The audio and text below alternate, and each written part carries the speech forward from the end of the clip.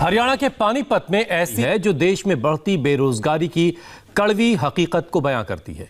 Panipat court में सारी गाड़ भी बढ़िया बना ली, सारी सड़क भी बढ़िया बना ली, सारे काम बढ़िया बढ़िया कर लिए, फिर भी नहीं को आंदा। आवाजा छोरियां की कमी है। ये तस्वीरें हरियाणा के रोहतक की हैं। जो ऑनर किलिंग के मामले हो रहे हैं, झूठी शान के लिए प्रेमी जोड़ों की हत्या की वारदात। हरियाणा जो हमेशा ही कुछ बैड रीजंस की वजह से न्यूज़ में रहता है, चाहे वो यहाँ की हाई अनएम्प्लॉयमेंट हो, यहाँ की लो सेक्स रेशो हो, या फिर यहाँ होने वाली ऑनर किलिंग्स हों, लेकिन बात जब भी किसी नेशनल या इंटरनेशनल स्पोर्ट्स इवेंट्स को लेकर होती है तो हरियाणा के एथलीट्स हमेशा ही फोर फ्रंट पे रहते हैं। हरियाणा की पॉपुलेशन इंडिया की पॉपुलेशन का सिर्फ 2.4% है, लेकिन किसी नेशनल या इंटरनेशनल स्पोर्ट्स इवेंट में हरियाणा के एथलीट्स की पार्टिसिपेशन और यहाँ की मेडल विनिंग परसेंटेज हमेशा ही 25 से 30% तक रहती है। फॉर एग्जांपल, इंडिया ने 2004 से 2016 के बीच अपने 300 प्लेयर्स को ओलंपिक्स में भेजा और जिसमें से 57 प्लेयर्स सबसे ज़्यादा हरियाणा के थे, और इसके बाद पंजाब और महाराष्ट्र का नंबर आता है। और रिसेंटली टोक्यो ओलंपिक्स में भी इंडिया के 127 प्लेयर्स ने कम्पीट किया, इसमें से 31 प्लेयर्स अकेले हरियाणा से थे। बात सिर्फ पार्टिसिपेशन की ही नहीं है, मेडल विनिंग में भी इंडिया के प्लेयर्स हमेशा टॉप पे रहते हैं। फॉर एग्जांपल, 2020 टोक्यो ओलंपिक्स में इंडिया ने 7 मेडल जीते, जिसमें से 3 मेडल हरियाणा के थे। इसके पहले 2016 रियो ओलंपिक्स में इंडिया ने 2 मेडल जीते थे, जिसमें से 1 हरियाणा का था। उसके पहले 2000 लंदन ओलंपिक्स में इंडिया ने 6 मेडल जीते, जिसमें से 4 हरियाणा के थे। 2008 बीजिंग ओलंपिक्स में इंडिया ने 3 मेडल जीते, जिसमें से 2 हरियाणा के थे। और इसके साथ ही एशियन गेम्स और कॉमनवेल्थ गेम्स में भी हरियाणा मेडल विनिंग में हमेशा टॉप पे रहा है। फॉर एग्जांपल, 2018 कॉमनवेल्थ गेम्स में इंडिया ने 66 मेडल जीते, जिसमें से 22 हरियाणा ने जीते। और इसके पहले 2014 कॉमनवेल्थ गेम्स में इंडिया ने 64 मेडल जीते, जिसमें से 18 मेडल्स हरियाणा के थे। 2010 दिल्ली कॉमनवेल्थ गेम्स में इंडिया ने 101 मेडल जीते, जिसमें से 27 मेडल अकेले हरियाणा के थे। तो इस डाटा के बेसिस पे हम कह सकते हैं कि हरियाणा आज इंडिया का स्पोर्ट्स कैपिटल बन चुका है।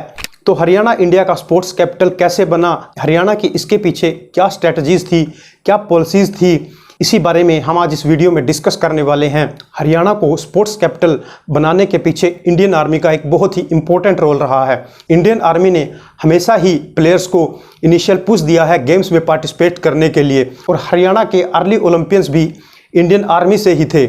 हरियाणा के यूथ इंडियन आर्मी को ही अपने कैरियर में फर्स्ट प्रेफरेंस देते हैं, क्योंकि इंडियन आर्मी को ज्वाइन करके वो स्पोर्ट्स में आगे चलकर इंडिया को रिप्रेजेंट कर सकते हैं, क्योंकि इंडियन आर्मी में उनको अच्छे कोचेज़, अच्छे ट्रेनिंग फैसिलिटीज़, अच्छे डाइट प्रोवाइड की जाती है। फॉर एग्जांपल, 1956 ओलंपिक्स में हरियाणा के 2 रेसलर्स लीला राम और देवी सिंह ने पार्टिसिपेट किया, और उनके साथ एक लॉन्ग जंपर राम मेहर ने भी पार्टिसिपेट किया, और ये तीनों ही इंडियन आर्मी से थे।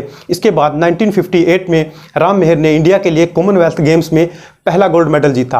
उसके बाद 1961 में एक रेसलर चांद राम ने इंडिया के लिए वर्ल्ड रेसलिंग चैंपियनशिप में ब्रॉन्ज मेडल जीता, और रिटायरमेंट के बाद इन्होंने अपने कोचिंग एकेडमी ओपन की और लगभग 2 दशक तक हजारों प्लेयर्स को ट्रेनिंग दी, जहां से और भी बहुत से एथलीट निकले।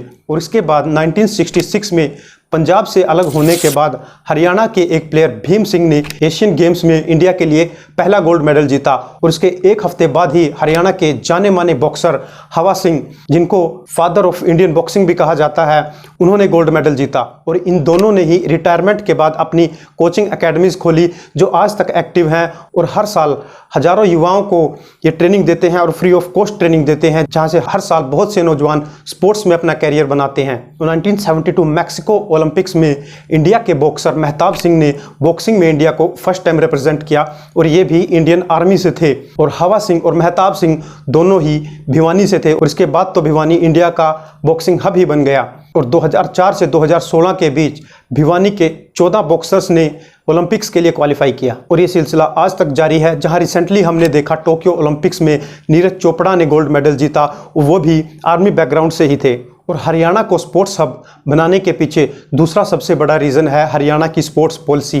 2000 से पहले हरियाणा में गोल्ड मेडल विनर्स को सिर्फ 1 लाख रुपए का इनाम दिया जाता था, लेकिन ईयर 2000 के बाद हरियाणा के उस टाइम के चीफ मिनिस्टर ओम प्रकाश चौटाला ने हरियाणा की पहली स्पोर्ट्स पॉलिसी अनाउंस की, जिसके अकॉर्डिंग हरियाणा के गोल्ड मेडल विनर्स को 1 करोड़ कैश इंसेंटिव दिया जाएगा। और इसके बाद हरियाणा में भूपिंदर सिंह हुड्डा की सरकार आई, उन्होंने हरियाणा की दूसरी स्पोर्ट्स पॉलिसी रिलीज की, जिसके अकॉर्डिंग इस कैश इंसेंटिव को और ज़्यादा बढ़ा दिया गया। और 2015 में मनोहर लाल खट्टर ने हरियाणा की तीसरी स्पोर्ट्स पॉलिसी रिलीज की, जिसके अकॉर्डिंग ओलंपिक्स में गोल्ड मेडल विनर्स को 6 करोड़, सिल्वर मेडल विनर्स को 4 करोड़ और ब्रॉन्ज मेडल विनर्स को 2.5 करोड़ रुपए का कैश इंसेंटिव दिया जाता है।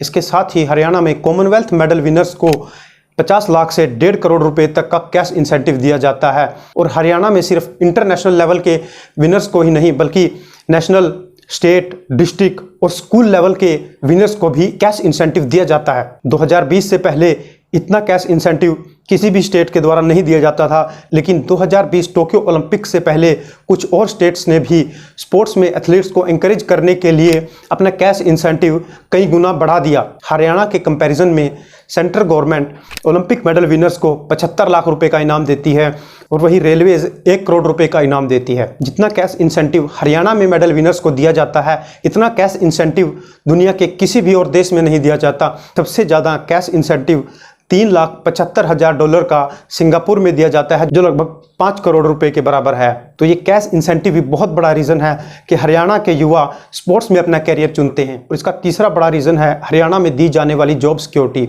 हरियाणा में ओलंपिक मेडल विनर्स को क्लास 1 की जॉब दी जाती है, जिसमें उनको हरियाणा सिविल सर्विसेज और हरियाणा पुलिस सर्विसेज में जॉब दी जाती है। हालांकि दूसरे स्टेट्स में भी ओलंपिक मेडल विनर्स को जॉब्स दी जाती हैं, लेकिन वहाँ जॉब्स प्री डिसाइडेड नहीं होती, जैसा कि हरियाणा की स्पोर्ट्स पॉलिसी में है। फॉर एग्जांपल 2007 में क्रिकेटर जोगिंदर शर्मा और ममता खरब को डीएसपी बना दिया गया था।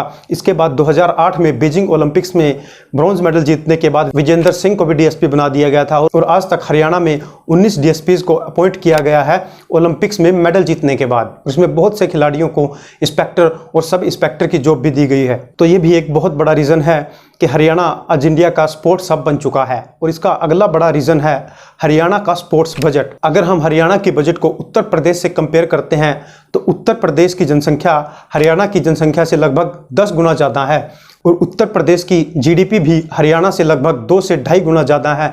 लेकिन हरियाणा का स्पोर्ट्स बजट उत्तर प्रदेश के स्पोर्ट्स बजट से 37% ज़्यादा है। जहां उत्तर प्रदेश का स्पोर्ट्स बजट 255 करोड़ रुपए है, वहीं हरियाणा का स्पोर्ट्स बजट 400 करोड़ रुपए है। और अगर हम इसको महाराष्ट्र से कंपेयर करते हैं तो महाराष्ट्र का स्पोर्ट्स बजट सिर्फ 100 करोड़ रुपए है और हरियाणा का स्पोर्ट्स बजट 400 करोड़ रुपए है। स्पोर्ट्स के लिए इतना अच्छा बजट होने की ही वजह है कि हरियाणा में आज स्पोर्ट्स इंफ्रास्ट्रक्चर देश के किसी भी दूसरे स्टेट से कहीं ज़्यादा अच्छा है। और हरियाणा में 440 स्पोर्ट्स नर्सरीज और 232 मिनी स्टेडियम्स हैं और 21 डिस्ट्रिक्ट लेवल और 2 स्टेट लेवल स्पोर्ट्स कॉम्प्लेक्स हैं। और हरियाणा में स्पोर्ट्स अथॉरिटी ऑफ इंडिया यानी साई के सबसे ज़्यादा 22 सेंटर्स हैं। तो अगर इंडिया को स्पोर्ट्स में इंप्रूव करना है और मेडल जीतने हैं तो इसके लिए दूसरे स्टेट्स को भी हरियाणा को फॉलो करना पड़ेगा, तभी जाकर हमारे देश में स्पोर्ट्स में इंप्रूवमेंट हो सकती है। तो दोस्तों आज की वीडियो में सिर्फ इतना ही। अगर वीडियो आपको अच्छा लगा हो तो चैनल को सब्सक्राइब और वीडियो को ज़्यादा से ज़्यादा शेयर कीजिएगा। धन्यवाद।